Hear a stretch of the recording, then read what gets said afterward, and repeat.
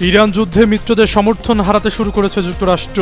এবার হরমুজ ইস্যুতে ফ্রান্সের পথে হাঁটল আরেক মার্কিন মিত্র জাপান। যুদ্ধের মাঠে তেহরানের বাজিমাত। তোপের মুখে অবশেষে যুদ্ধবিরতির প্রস্তাব দিল ওয়াশিংটন। নাকচ করে দিয়ে হামলা চালিয়ে যাওয়ার ঘোষণা দিল ইসলামিক বিপ্লবী গার্ড। রাতভর ইসরায়েলের আকাশে মিসাইল বৃষ্টি। আইআরজিসির হামলায় ভূপাতিত 2 মার্কিন যুদ্ধবিমান। ইরানের রাস্তায় রাস্তায় মানুষের উল্লাস। ক্রমেই ভয়াবহ হচ্ছে যুদ্ধ পরিস্থিতি। সৌদির মার্কিন দূতাবাসে হামলা নিয়ে মিলল চাঞ্চল্যকর তথ্য। একই স্থানে দফায় দফায় ড্রোন হামলা। সিআইএর স্টেশন সহ ক্ষতিগ্রস্ত গুরুত্বপূর্ণ স্থাপনা।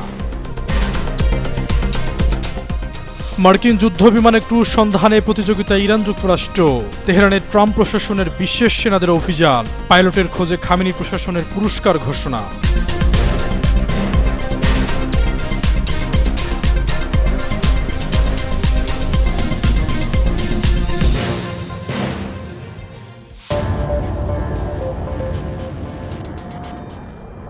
মধ্যপ্রাচ্যের ভয়াবহ যুদ্ধ পরিস্থিতির প্রভাবে টালমাটাল আন্তর্জাতিক অর্থনীতি। মার্কিন মিত্রদের জন্য হরমুজ প্রণালী বন্ধ থাকার কারণে রীতিমতো নাকানি চোবানি খাচ্ছে পশ্চিমা বিশ্ব। যে ফ্রান্সের কয়েকদিন আগেও ডোনাল্ড ট্রাম্পের ঘনিষ্ঠ মিত্র হিসেবে পরিচিতি ছিল, সেই দেশের প্রেসিডেন্ট কিনা সরাসরি যুক্তরাষ্ট্র বিরোধী বক্তব্য দিতে শুরু করেছেন।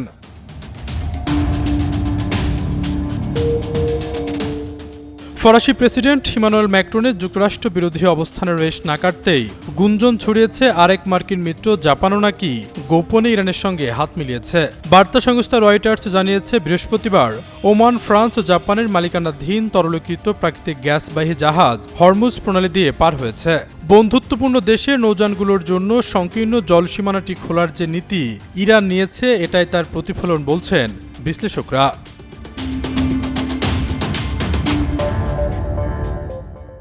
ফেব্রুয়ারি শেষে যুক্তরাষ্ট্র ও ইসরায়েলের ইরানে হামলা চালানো শুরু করার পর প্রথম দিকে প্রণালীটি পুরোপুরি বন্ধ করে দিয়েছিল তেহরান। পরে তারা জানায় যুক্তরাষ্ট্র ও ইসরায়েলের সঙ্গে সংশ্লিষ্টতা নিয়ে এমন নৌযানগুলোকে হরমুজ প্রণালী দিয়ে পার হতে দেওয়া হবে।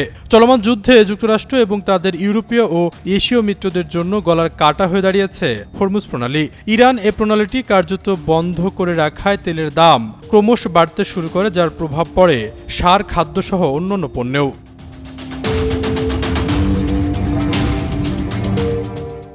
গত কয়েক সপ্তাহে বেশ কিছু ট্যাঙ্কার ও কন্টেইনার জাহাজ ইরানি অবরোধ পার হতে পারলেও কিছুদিন ওই পথে বাণিজ্যিক জাহাজের চলাচল একেবারে বন্ধ ছিল। বৃহস্পতিবার ফ্রান্সের CMA-CGM মালিকানাধীন একটি কন্টেইনার জাহাজ হরমুজ প্রণালী দিয়ে পাড়ি দেয়। রয়টার্স জানায় ইরানের সঙ্গে সমঝোতার ভিত্তিতে তেলবাহী জাহাজ হরমুজ প্রণালী পাড়ি দেয়। সেদিনই ফরাসি প্রেসিডেন্ট ইমানুয়েল ম্যাক্রো বলেছিলেন, সামরিক অভিযান নয়, কেবল কূটনৈতিক প্রচেষ্টায় হরমুজ প্রণালী খোলা রাখা সম্ভব।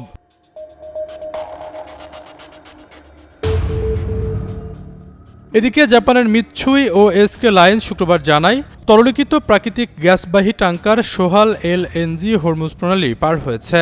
ইরানের সংঘাত শুরু হওয়ার পর এটি প্রথম জাপান সংশ্লিষ্ট নৌযান এবং প্রথম LNG বাহী ট্যাঙ্কার যা হরমুজ প্রণালী পাড়ি দিয়েছে।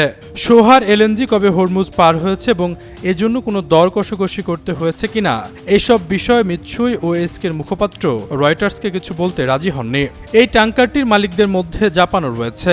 শুক্রবার প্রথম প্রহর পর্যন্ত জাপানি কোম্পানি মালিকানাধীন প্রায় ৪৫টি জাহাজ ওই অঞ্চলে আটকা থাকার খবর নিশ্চিত হওয়া গেছে। অন্যদিকে প্রথমবারের মতো হরমুজ দিয়ে জাপানের জাহাজ পারাপার নিয়ে শুরু হয়েছে নানা জল্পনা।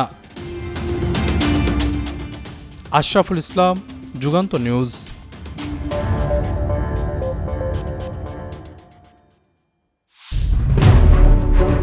যুক্তরাষ্ট্রের পক্ষ থেকে প্রস্তাবিত ৪৮ ঘণ্টার একটি যুদ্ধবিরতির প্রস্তাব প্রত্যাখ্যান করেছে ইরান। শুক্রবার দেশটির আধা সরকারি বার্তা সংস্থা ফার্স নিউজ এজেন্সির বরাত দিয়ে রয়টার্স এই তথ্য নিশ্চিত করেছে। একটি অজ্ঞাত সূত্রের উদ্ধৃতি দিয়ে ইরানি সংবাদ মাধ্যমটি দাবি করেছে, তেহরান এই স্বল্পমেয়াদী যুদ্ধবিরতির প্রস্তাবে নাকচ করেছে। প্রতিবেদনে বলা হয়েছে, ১ এপ্রিল অন্য একটি দেশের মাধ্যমে এই প্রস্তাবটি ইরানের কাছে পাঠানো হয়েছিল, যদিও সেই মধ্যস্থতাকারী দেশটির নাম প্রকাশ করা হয়নি। বর্তমানে ইরান এবং যুক্তরাষ্ট্র, ইসরায়েল ইসরায়েল জোটের মধ্যে চলমান উত্তপ্ত পরিস্থিতির প্রেক্ষাপটে এই কূটনৈতিক উদ্যোগ নেওয়া হয়েছিল বলে ধারণা করা হচ্ছে। তবে এই যুদ্ধবিরতির প্রস্তাবের বিষয়ে এখন পর্যন্ত মার্কিন যুক্তরাষ্ট্রের পক্ষ থেকে কোনো আনুষ্ঠানিক বক্তব্য বা নিশ্চিতকরণ পাওয়া যায়নি। তেহরানের এই প্রত্যাখ্যানের ফলে মধ্যপ্রাচ্যে চলমান সংঘাতময় পরিস্থিতি প্রশমন ঘটবে কিনা তা নিয়ে নতুন করে অনিশ্চয়তা তৈরি হয়েছে। প্রতিবেদন অনুযায়ী গত 28 ফেব্রুয়ারি যুক্তরাষ্ট্র ও ইসরায়েল ইরানের উপর বিমান হামলা শুরু করে, এতে এখন পর্যন্ত 1340 জনের বেশি মানুষ নিহত হয়েছেন। নিহতদের মধ্যে ইরানের তৎকালীন সর্বোচ্চ নেতা আয়াতুল্লাহ আলী খামেনিও রয়েছেন।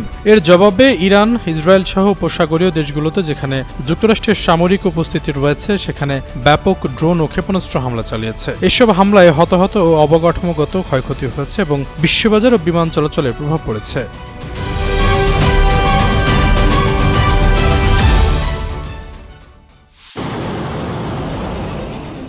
যুক্তরাষ্ট্র ও ইসরায়েলের সঙ্গে ইরানের চলমান সংঘাত এবার চরম বিপজ্জনক বাঁকে মোড় নিয়েছে। গত 28 ফেব্রুয়ারি থেকে শুরু হওয়া এই সংঘর্ষ এতদিন দূরপাল্লার ক্ষেপণাস্ত্র এবং পাল্টাপাল্টি বিমান হামলার মধ্যেই সীমাবদ্ধ ছিল। কিন্তু শুক্রবার দক্ষিণ ইরানে মার্কিন বিমান বাহিনীর একটি F-15 যুদ্ধবিমান ভূপাতিত হওয়ার পর পরিস্থিতি পরিবর্তন হয়ে গেছে। শুক্রবার মার্কিন বিমানটি ভূপাতিত করার পর বর্তমানে এর নিখোঁজ পাইলটদের সন্ধানে তল্লাশি চলছে। দক্ষিণ পশ্চিম ইরানের ওই অঞ্চলের সাধারণ মানুষ এই তল্লাশিতে স্বতঃস্ফূর্তভাবে সহায়তা করার অনুরোধ করেছে কর্তৃপক্ষ। এদিকে অন্য আরেকটি বিমান পারস্য উপসাগরীয় অঞ্চলে হরমুজ প্রণালীর কাছে বিধ্বস্ত হয়েছে। ইরানি সামরিক বাহিনীর দাবি, ওই A-10 ওয়ার্থহগ বিমানটিও তারা গুলি করে নামিয়েছে এবং সেই বিমানের পাইলটদেরও খোঁজা হচ্ছে।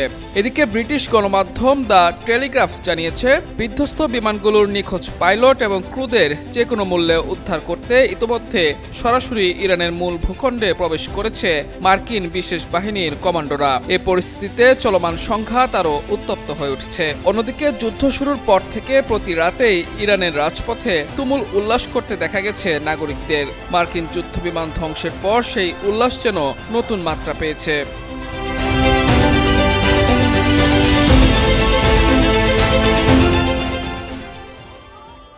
ভবনের অন্তত 3টি তলা ব্যাপকভাবে ক্ষতিগ্রস্ত হয়। হামলার শিকার হওয়া অংশগুলোর মধ্যে ছিল মার্কিন গোয়েন্দা সংস্থা CIA এর একটি স্টেশনও।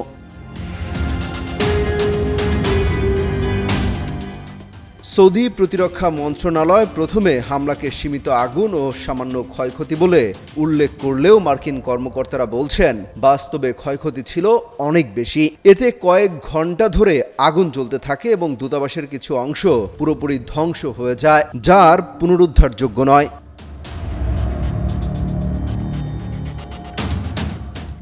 ওই রাতেই আরও একটি ড্রোন প্রতিরোধ করা হয়। ভূপাতিত ড্রোনের ধ্বংসাবশেষ একটি প্রি স্কুলের কাছে গিয়ে পড়ে।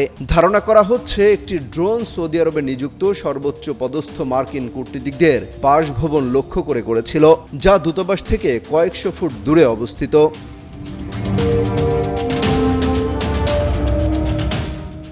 মার্কিন কর্মকর্তাদের দাবি, ওই ড্রোন হামলার পরপর যে দাবি করা হয়েছিল তার থেকে তুলনামূলক বহুগুণ বেশি ক্ষয়ক্ষতি হয়েছে। নতুন করে এই তথ্য প্রকাশ করেছে মার্কিন সংবাদ মাধ্যম ওয়াল স্ট্রিট জার্নাল। কর্মকর্তাদের মতে, এটি যদি দিনের বেলায় ঘটত তাহলে অনেক বড় ধরনের প্রাণহানির ঘটনা ঘটতে পারত। হামলার মাধ্যমে ইরান একটি স্পষ্ট বার্তা দিতে চেয়েছে, যেখানে মার্কিনীদের নিরাপদ মনে করা হয় সেখানেও তারা আঘাত হানতে সক্ষম।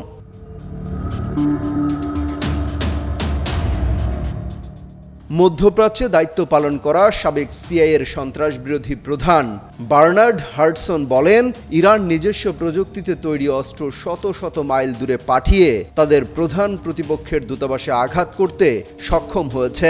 এর মানে তারা শহরের যে কোনো লক্ষ্যবস্তুতে আঘাত হানতে পারত। তিনি দাবি করেন, মার্কিন দূতাবাস ও সামরিক ঘাঁটিগুলোতে প্রকৃত ক্ষয়ক্ষতির পরিমাণ নিয়ে পূর্ণ অন্ধকার বজায় রাখা হচ্ছে, যা আরও বড় ধরনের ক্ষতির আশঙ্কা তৈরি করছে।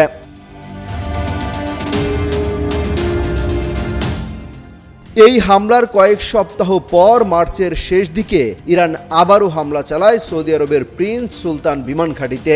সেখানে মার্কিন যুদ্ধ বিমান, বিশেষ করে একটি রাডার নজরদারি বিমান ও জ্বালানি সরবরাহকারী ট্যাঙ্কার ক্ষতিগ্রস্ত হয়। এতে প্রায় 1 ডজন মার্কিন সেনা আহত হন, যাদের মধ্যে 2 জনের অবস্থা গুরুতর।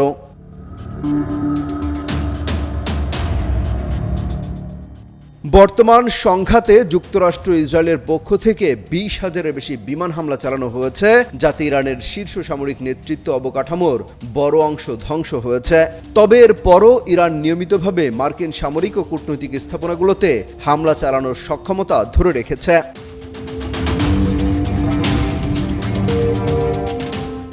যুদ্ধ শুরুর পর থেকে ইরান ও তাদের আঞ্চলিক মিত্ররা যুক্তরাষ্ট্রের ঘাঁটি ও দূতাবাসগুলোতে সবচেয়ে ব্যাপক ও ঘন ঘন হামলা চালিয়েছে। Baghdad, Dubai, Kuwait City, Riyadh ও ইরাকের এরবিলে অবস্থিত মার্কিন স্থাপনাগুলোতে লক্ষ্য করে ক্ষেপণাস্ত্র, ড্রোন হামলা চালানো হয়। অমিত হাসান রবিন, যুগান্তর নিউজ।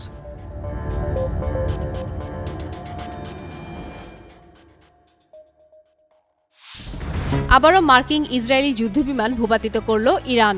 F-15 এবং A-10 যুদ্ধবিমানের রেশ কাটতে না কাটতেই আসলো এমন খবর। একের পর এক যুদ্ধবিমান হারিয়ে দিশেহারা যুক্তরাষ্ট্র। এক প্রতিবেদনে এমনটাই দাবি করেছে সংবাদ সংস্থা তাসনিম নিউজ। শনিবার দেশটির সংবাদ সংস্থা তাসনিম নিউজের প্রতিবেদনে জানানো হয়, ভোরে বেশ কয়েকটি যুদ্ধবিমান ইরানের আকাশসীমায় অনুপ্রবেশ করলে ইরানি বাহিনী ব্যাপক গোলাবর্ষণ শুরু করে। এ সময় কয়েকটি বিমান ফ্লেয়ার ছুড়ে বাঁচার চেষ্টা করলেও একটি বিমান সরাসরি আঘাতপ্রাপ্ত হয়ে বিধ্বস্ত হয়। প্রাপ্ত ছবি বিশ্লেষণে প্রতিরক্ষা বিশ্লেষকরা ধারণা করছেন ভূপাতিত বিমানটি সম্ভবত একটি F-16 অথবা অত্যাধুনিক F-35। তবে ধ্বংসাবশেষের কেবল একটি ইঞ্জিনের নির্গমন পথ দৃশ্যমান হয় এটি F-16 হওয়ার সম্ভাবনাই বেশি বলে মনে করা হচ্ছে তাসনিম নিউজের প্রতিবেদনে। এর আগে শুক্রবার একটি F-15 যুদ্ধবিমান ভূপাতিত করে ইরান। দুই মার্কিন কর্মকর্তা CBS নিউজকে জানান, মার্কিন বাহিনী উদ্ধার অভিযান চালিয়ে ওই ক্রুকে উদ্ধার করতে সক্ষম হয়েছে।